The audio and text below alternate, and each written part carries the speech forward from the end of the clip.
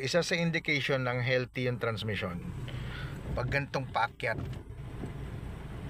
tapos tingnan mo, wala akong tinatapakang preno, di ba? Naka hill assist siya. So ibig sabihin, hindi siya umaatras. So pagka ganon, healthy yung transmission mo. Yun, pataas yan. Tingnan mo naman, di ba? Alright. We are Team Sachs!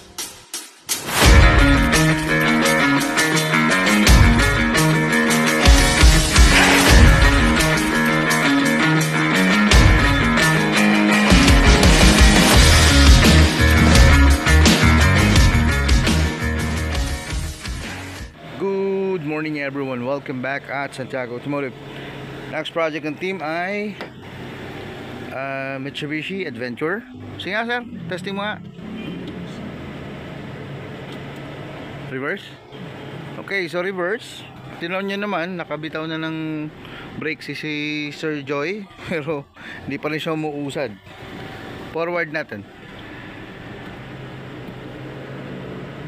Ayun, so far kahit pa paano may kick in, pero same pa rin pagka binitawan mo yung brakes, ayaw pa rin umusad. So morning sickness, ibig sabihin kailangan pang painitin yung sasakyan bago siya gumana. Alright, so Mitsubishi Adventure, update kami mga mama sir. Okay, so ito, nababa na nila Sir Alan Joy at Sir Win yung trani mo sir.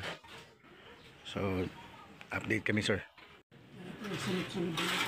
Ayan sir, so bali ito na yung trani mo. So babaklasin na nila. So tear down tayo. Okay, good afternoon sir.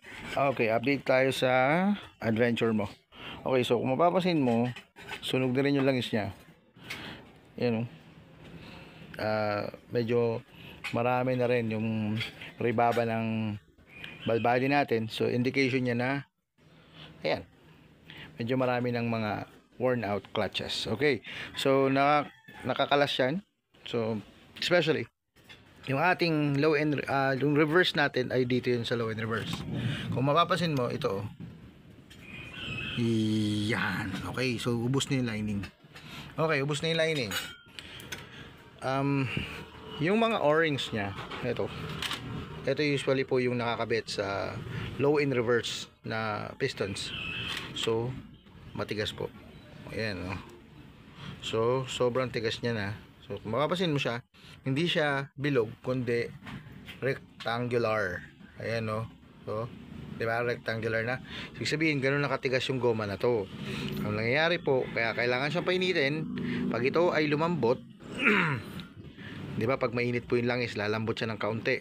So saka lang siya magkakaroon ng paggana or pagtulak dito sa clutches na to. So pero mapapasin mo, yung ating low and reverse clutch ay pudpud na. Ayan.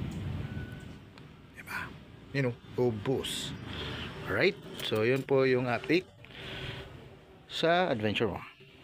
Good morning sir, update lang kami sa parts mo. Okay, parts natin ay, as you can see, 0372LE. Yan, so para ito sa Mitsubishi Adventure mo. Okay, so ito ay gasket set. Kung mapapansin mo, naka-packing yung kada sistema. Ayan, forward clutch yan, so and so on. Yan, nakalahat yan. Ito yung gasket set, ito yung oil pan gasket. So ito yung mga o-rings. Ito sa rear output shaft. Ito yung sa oil pump. Then ito rin yung mga linings and clutches. So ready na for rebuild si Sir Eco. Alright, thank you sir. Good afternoon sir, update lang kami. Ito si Sir Eco, bali na fully degrease na. Opo, malinis na. Yan o. Yan, diba? So malinis na yung ating main housing. So nagsiset up na si Sir Eco para doon sa output shaft na yun. So nakalagay niya is low and reverse piston, output shaft, and then makikita mo dyan is set up niya na rin yung lining. Alright, so nagre-rebuild naman ngayon is si Sir Eco. Thank you sir. Okay, so final testing tayo nitong adventure ni Sir. Okay, so yan, drive. So pagbitaw mo, sumisipa na agad. At the same time, reverse. So pagbitaw natin ang preno, oops, ganda na ng creeping. So okay na to. So cold start problema nito before, hindi siya umuusad pagka malamig. So para ito, maayos na. Ready na for delivery. Mitsubishi Adventure automatic transmission revealed. Rizal. Oh, ang ganda ng tanawin dito, grabe. Andito na. Nahatid na natin yung Mitsubishi Adventure. Itong Adventure naman na to ay na-revealed ni Sir Echo. Yes, together with Sir Win. So goods na. And this is Ferdinand Santiago, together with the rest of the team. We are Team Sax at your service.